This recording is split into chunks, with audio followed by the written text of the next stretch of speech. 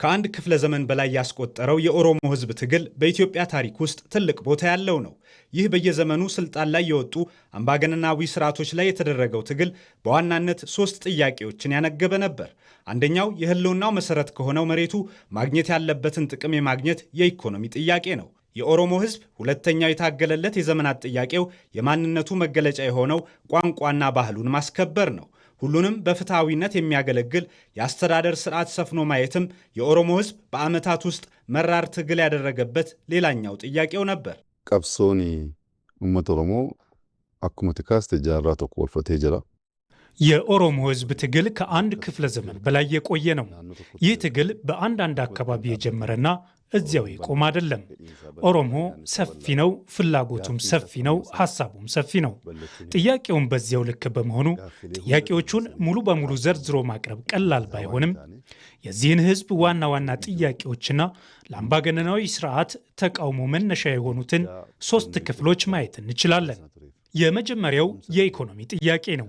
ይህ ሕዝብ የመሬትና የሀብት ባለቤት በመሆን በላቡ ሰርቶ ያገኘውን ሀብት የመጠቀም ኑሮውን አካባቢውንና ሀገሩን የመቀየር ፍላጎት ነበረው። ይሁን እንጂ ለልማት አስፈላጊ ከሆኑ 2 ዋና ዋና ጉዳዮች መብቱ ተነፍጎና ተዘርፎ ቆይቷል። በሂደት አሁንም ቢሆን የመሬት ጥያቄው በልጆቹ ምላሽ እያገኘ ቢመጣም የመሬት ጥያቄዎቹ ሙሉ በሙሉ መልስ አላገኙም። ሁለተኛው የኦሮሞ ሕዝብ ጥያቄ የማንነት ነው። የማንነት ጥያቄ ስንል ቋንቋን፣ ባህልንና ማንነትን ያካተተ ነው። ማንነት አጠቃላይ ነገሮችን በውስጡ የያዘ ነው። ቋንቋ ስንል በአፋን ኦሮሞ ብቻ መናገር ብቻውን ሙሉ ያደርገዋል ማለት አይደለም። ባህል፣ ማንነት፣ ስነ ምግባር፣ አዛውንት ማክበር፣ ታላቆችን ማክበር፣ ፍጥረታትን ማክበር፣ ፈጣሪን ማክበርና የመሳሰሉትን በውስጡ የያዘ ነው። 3ኛው ጥያቄ የዲሞክራሲ ጥያቄ ነው። የኦሮሞ ሕዝብ በዘመናት ያነሳቸው እነዚህ ጥያቄዎች በፍጥነት ምላሽ ያገኙ አልነበሩም። ትግሉ ረጅም ጊዜ የወሰደውም ከውጫዊ ተግዳሮቶች ብቻ ሳይሆን በትግሉ ውስጥ ከተፈጠሩ ድክመቶችም ጋር የተያያዘ ነው። ከነዚህ ድክመቶች መካከል አንዱ ጠንካራና የረጅም ጊዜ ስትራቴጂያዊ የትግል ሐሳብ በበቂ ሁኔታ አለመፈጠሩ ነው። ሌላው ደግሞ በሕዝቡ መካከል ከአንድነት ይልቅ የመከፋፈል ሁኔታ መኖሩ ነው። በተጨማሪም ከተቃራኒ ኃይሎች ጋር የነበረው ግንኙነት ዘላቂና የጋራ ጥቅምን በሚያረጋግጥ መልኩ ለመጓዝ የተቸገረ መሆኑ እንደ ተግዳሮት የሚጠቀስ ሌላኛው ምክንያት ነው። አከኮቲ ሰበብኒ እንጅፈኖን ኬኛ ፈጋት ጀጥያሎ ኬሰ ተኮ በእኔ እይታ የድላችን መዘግየት ወይንም የትግላችን አለመሳካት ዋናው ምክንያት ስትራቴጂካዊ የሐሳብ እጥረት ነው።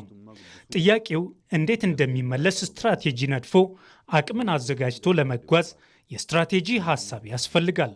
ስትራቴጂያዊ የሆነ በቂ ሐሳብ ተነድፏል የሚል እምነት የለኝም። ይህ የመጀመሪያው መነሻ ነው። ሁለተኛው ደግሞ የአንድነት እጥረት ነው። ይህ አንድነት በሁኔታዎች ምክንያት እንጂ ኦሮሞ ግን ራሱን ዘንግቶ አያውቅም። ትግሉ ከጀመረ በኋላ የነበረው መጥፎ ልምድ በኦሮሞ መካከል መለያየትን ፈጥሯል። ይህ ደግሞ የጠላት ዓላማ ነው።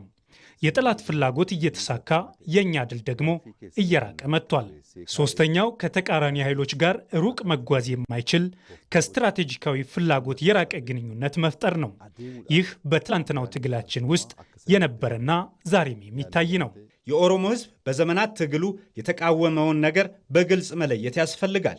ይህ ትግል ኢትዮጵያን እንደ ሀገር የተቃወመ ሳይሆን በየዘመኑ የነበሩ ጨቋኝ የስልጣን ስርዓቶችን በመቃወም የራሱን መብትና ጥያቄ ለማስከበር የተደረገ ትግል ነበር።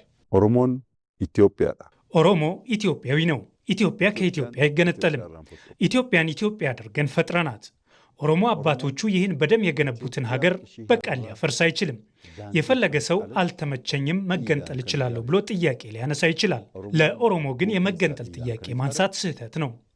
ማንሳትም የለበትም። ከማን ይገነጠላል? እሱ ራሱ ኢትዮጵያ ነው። እኛ ከኢትዮጵያ በላይ ነን። ታንዛኒያ፣ ኬንያ፣ ኡጋንዳ ብትሄድ ኦሮሞ አለ። ምን ይገነጠላል? ወዴት ይገነጠላል? በእርግጥም የኦሮሞ ሕዝብ ትግል በዓመታት ሂደት ውስጥ ጥንካሬዎችም ድክመቶችም ነበሩት። በየዘመኑ ትግሉን የመሩ ግለሰቦችና የተለያዩ ተቋማት የራሳቸውን አስተዋጽኦ አበርክተዋል። እነዚህን የትግል ምዕራፎችና ተዋናዮች በታሪካዊ አውዳቸው መመልከት፣ ያበረከቱትን አስተዋጽኦ መገንዘብና ከተፈጸሙ ስህተቶችም ትምህርት መውሰድ የትግሉን ታሪክ በሚዛናዊ መልኩ ለመረዳት ወሳኝ ነው። ሀረር ጣበቴ ከለሰ ቄቁን እንተው ዛሬ ላይ ቆመህ ትላንትን መውቀስ አትችልም። የቀደመው ታሪክ ውስንነት ስለነበረው ብቻ ታሪክን መቅበር አይቻልም። ለመጪው ትውልድም አይጠቅምም። ለነገው ስራም ከጉዳት በስተቀር ለኦሮሞ ምንም ጥቅም የለውም። ይችን ሀገር አባቶቻችን ገንብተዋታል። ደማቸውን አፍስሰውላታል፣ ለፍተውላታል። ይቺ ሀገር የደማችንን የልፋታችንን ያክል አልመለሰችልንም። ታሪካችንን በትክክል አልጻፈችልንም። በትክክል አልተናገረችም። ይህ እውነት ነው። ለዚህ ነው የታገልነው። እሱን እንለውጣለን። ከአንድ ክፍለ ዘመን በላይ የቆየው የኦሮሞ ሕዝብ ትግል ከመሬትና ከኢኮኖሚ ጥያቄ ጀምሮ ቋንቋና ባህልን እስከ ማስከበርና ፍትሐዊ የአስተዳደር ስርዓት እስከ መጠየቅ የዘለቀ ረጅም ታሪካዊ ሂደት ነው። ይህንን ጉዞ በጥልቀትና በሚዛናዊነት መመልከት የትላንቱን ታሪክ ለመረዳት ብቻ ሳይሆን የዛሬን እውነታ ለመተንተንም ወሳኝ መነሻ ይሆናል።